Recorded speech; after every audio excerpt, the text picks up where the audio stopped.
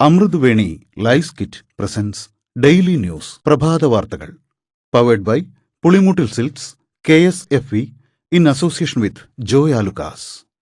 ഇത്തവണ ഫസ്റ്റ് അടിക്കില്ലേ നമ്മള്?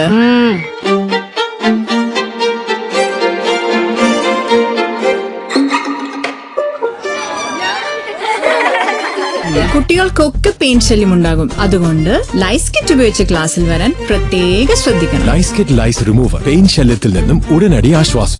നമസ്കാരം, ഞാൻ നീതു കൃഷ്ണ. ഡെയിലി ന്യൂസിന്റെ പ്രഭാത വാർത്തകളിലേക്ക് സ്വാഗതം. ഇന്ന് ജൂൺ 3 ബുധനാഴ്ച. CBSE 12ാം ക്ലാസ് പുനർമൂല്യനിർണയത്തിലെ വിവാദത്തിനിടെ മുഖം രക്ഷിക്കാൻ നടപടിയെടുത്ത് കേന്ദ്ര സർക്കാർ. CBSE chairman Rahul Singh, secretary Himanshu Gupta എന്നിവരെ സ്ഥലം മാറ്റി. പുതിയ ചെയർമാനായി LP സീതാറാമിനെയും പുതിയ സെക്രട്ടറിയായി വരുൺ ഭരദ്വാജിനെയും നിയമിച്ചു. 12ാം ക്ലാസ് പരീക്ഷ പുനർമൂല്യനിർണയം വെബ്സൈറ്റിലെ പിഴവുകൾ മൂലം അവതാളത്തിലായിരിക്കെ പ്രധാനമന്ത്രി നരേന്ദ്രമോദി ഇടപെട്ടതോടെയാണ് നടപടി. ഇതിനു പുറമെ കേന്ദ്ര സർക്കാർ ഓൺ സ്ക്രീൻ മാർക്കിംഗിൽ ആഭ്യന്തര അന്വേഷണം പ്രഖ്യാപിച്ചു. 1 മാസത്തിനകം റിപ്പോർട്ട് നൽകാനാണ് നിർദ്ദേശം. പശ്ചിമബംഗാളിൽ തൃണമൂൽ കോൺഗ്രസ് പിളർപ്പിലേക്ക്. 80 MLA-മാരിൽ 50 പേർ മമതയ്ക്കെതിരെ തിരിഞ്ഞെന്നാണ് റിപ്പോർട്ട്. പ്രതിപക്ഷ നേതാവായി ശോഭൻ ദേവ് ചതോപാധ്യായയെ ആണ് മമതാ ബാനർജി പരിഗണിക്കുന്നത്.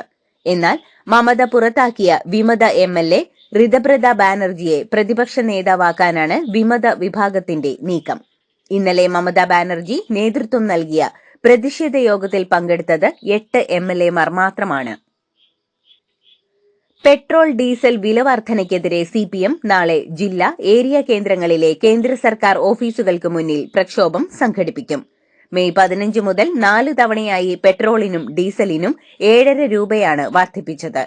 വില വർധനയുടെ ഭാരം കുറയ്ക്കാൻ മുഖ്യമന്ത്രി നികുതി കുറയ്ക്കാൻ തയ്യാറാകുന്നില്ലെന്ന് CPM സംസ്ഥാന സെക്രട്ടറി MV ഗോവിന്ദൻ വിമർശിച്ചു.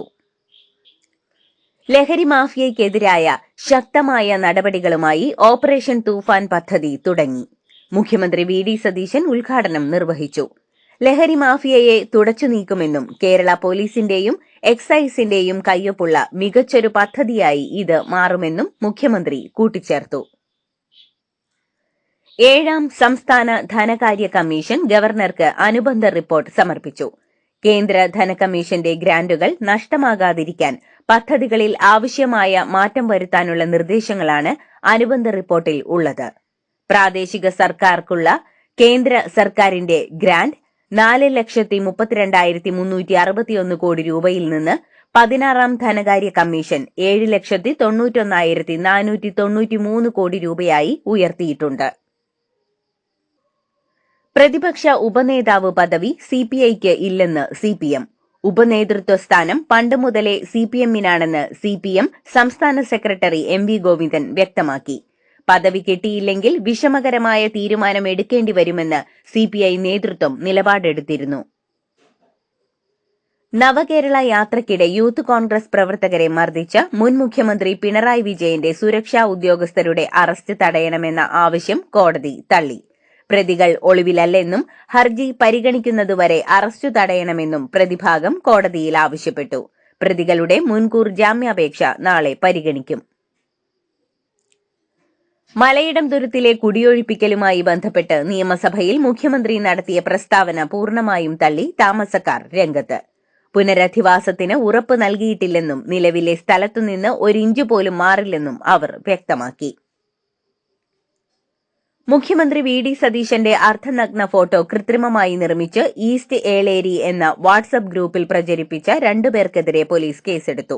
കാസർഗോഡ് ചിറ്റാരിക്കൽ സ്വദേശികളായ ഷാജഹാൻ, സ്നേഹജൻ എന്നിവർക്കെതിരെയാണ് ചിറ്റാരിക്കൽ പോലീസ് കേസെടുത്തത്.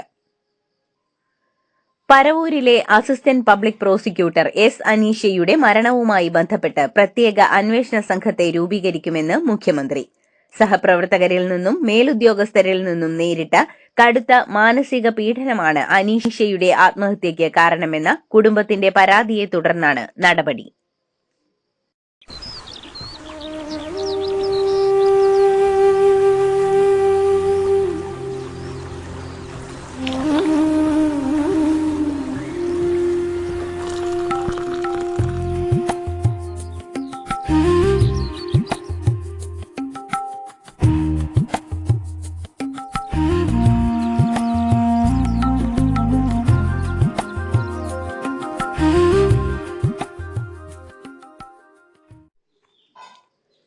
തിരുവനന്തപുരത്തെ രൂക്ഷമായ വെള്ളക്കെട്ടിന് പരിഹാരം കാണാൻ 3 മന്ത്രിമാരുടെ സാന്നിധ്യത്തിൽ സെക്രട്ടേറിയറ്റിൽ ചേർന്ന ഉന്നതതല യോഗത്തിൽ തീരുമാനം.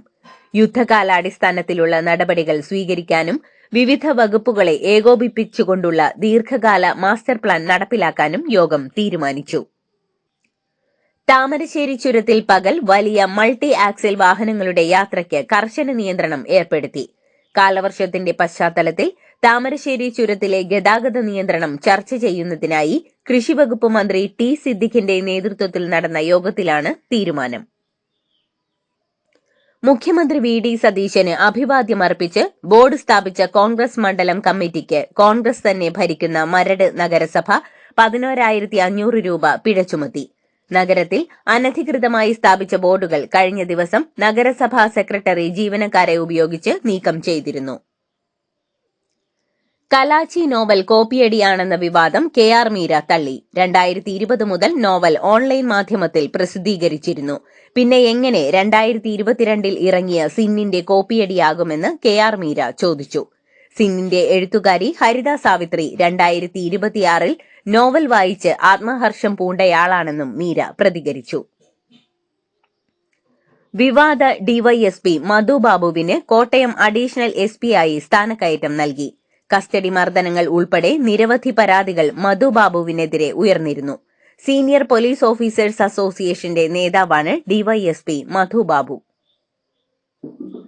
ലോകത്തെ ഏറ്റവും ഉയരമുള്ള പർവ്വതമായ എവറസ്റ്റിൽ കയറി മഞ്ചേരിക്കാരി സുഹറ ചെരുക്കപ്പള്ളി. എവറസ്റ്റ് കീഴടക്കിയ 3ാമത്തെ മലയാളി വനിതയാണ് 2 കുട്ടികളുടെ അമ്മയായ ഈ 42കാരി. ഇതിനു മുൻപ് സഫ്രീന ലത്തീഫ്, ശ്രീഷ രവീന്ദ്രൻ എന്നിവരാണ് എവറസ്റ്റ് കയറിയ മലയാളി വനിതകൾ. എവറസ്റ്റിൽ 8848.86 മീറ്റർ ഉയരമാണ് മലപ്പുറത്തുകാരി കീഴടക്കിയത്. പ്രായപൂർത്തിയാകുന്നതിന് മുൻപ് കുംഭമേള വൈറൽ താരത്തിന്റെ വിവാഹം നടത്തിയെന്ന പരാതിയിൽ ദമ്പതികളുടെ മുൻകൂർ ജാമ്യഹർജിയിൽ ഇന്ന് ഹൈക്കോടതി വിധി പറയും. പെൺകുട്ടിയും ഭർത്താവ് ഫർമാൻ ഖാനുമാണ് മുൻകൂർ ജാമ്യഹർജിയുമായി കോടതിയെ സമീപിച്ചത്. ഫർമാൻ ഖാൻ മാത്രമാണ് കേസിൽ പ്രതിയെന്ന് മധ്യപ്രദേശ് സർക്കാർ അഭിഭാഷകൻ ഹൈക്കോടതിയിൽ പറഞ്ഞു. ഷാർജയിൽ മലയാളി യുവാവ് കുത്തേറ്റു മരിച്ചു. കണ്ണൂർ സ്വദേശി ഇസ്മായിൽ പൊന്നനാണ് മരിച്ചത്. ടിക്ടോക്കിൽ ഉടലെടുത്ത തർക്കം കൊലപാതകത്തിൽ കലാശിക്കുകയായിരുന്നു. കണ്ണൂരിലെ പിലാത്തറയിൽ രക്തക്കറയുമായി ദുരൂഹ സാഹചര്യത്തിൽ കണ്ടെത്തിയ കാർ തന്റേതാണെന്ന് അവകാശപ്പെട്ട് ഇതര സംസ്ഥാനക്കാരൻ പോലീസ് സ്റ്റേഷനിലെത്തി. മഹാരാഷ്ട്ര സ്വദേശി കുമാർ ജലിന്ദർ നിഗവും കുടുംബവുമാണ് പരാതിയുമായി എത്തിയത്. മോഷ്ടാക്കൾ കാർ തട്ടിയെടുത്തെന്നാണ് മൊഴി. പരിയാരം പോലീസ് അന്വേഷണം തുടങ്ങി. നെടുമങ്ങാട് കൊല്ലപ്പെട്ട 1.5 വയസ്സുകാരൻ നേരിട്ടത് അതിക്രൂര മർദ്ദനമെന്ന് പോസ്റ്റ്മോർട്ടം റിപ്പോർട്ട്. കുട്ടിയുടെ ശരീരത്തിൽ 91 മുറിവുകളുണ്ടെന്ന് പോസ്റ്റ്മോർട്ടത്തിൽ കണ്ടെത്തി. കുട്ടിയുടെ 2 കൈ ഒടിഞ്ഞതിലും ദുരൂഹതയുണ്ടെന്നാണ് പോലീസിന്റെ നിഗമനം.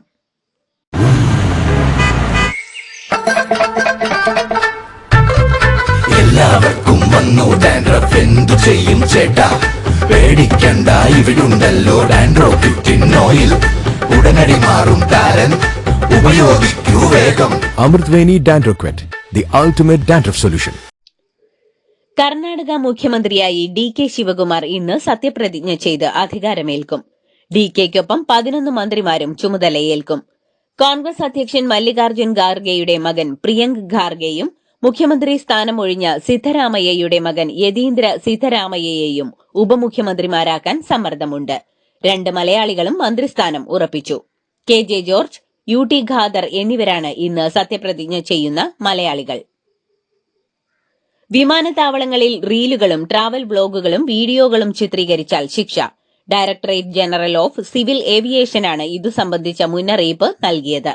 വിമാനത്താവളങ്ങളിലെ സുരക്ഷാ മേഖലകളുടെ ദൃശ്യങ്ങൾ സോഷ്യൽ മീഡിയ വഴി പരസ്യപ്പെടുത്തുന്നത് തടയാനാണിത്. നിയമം ലംഘിക്കുന്നവരിൽ നിന്ന് കനത്ത പിഴ ഈടാക്കും.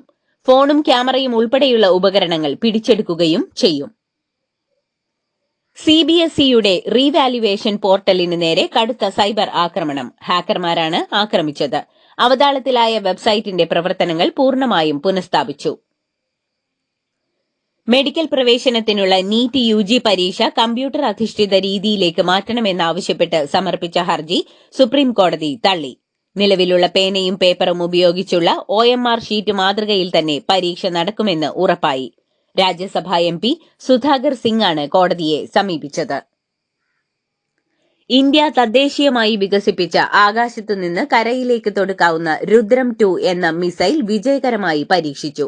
DRDOയും ഇന്ത്യൻ വ്യോമസേനയും സംയുക്തമായി നടത്തിയ ഈ പരീക്ഷണത്തിലൂടെ 300 കിലോമീറ്റർ ദൂരപരിധിയുള്ള മിസൈൽ ലക്ഷ്യങ്ങൾ കൃത്യതയോടെ ഭേദിച്ചു.